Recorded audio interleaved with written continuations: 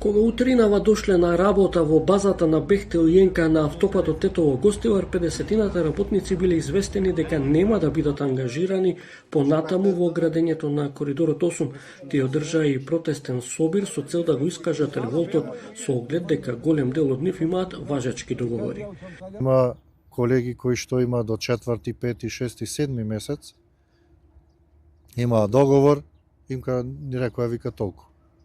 Значи, од државата као не дава средства, финансии и заради тоа и ние немаме вика средства, вика да ве држиме, вика да ви даваме плата, вика и затоа ве отпуштаме. Работниците велат дека на работа се останати претежно странски државјани. А тие што се индијци нема никој избркано. Значи само македонските државјани се избркани. Странските државјани? Странските не. Тука си сработа. Колку има странски државјани кои што работаат од прилика дали?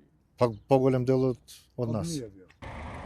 Министерството за транспорт, јавното претпријатие за државни патишта, како и од владата, велат дека подмирени се сите побарувања од Бехтел Јенка и сметаат дека за работните односи немаат обврски.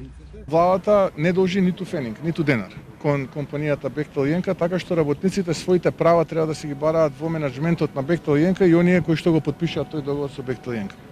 До овие вести на Телма не добивме став од канцеларијата на Бехтел Јенка во Скопје за прекинатите работни односи со важечки договори на работниците.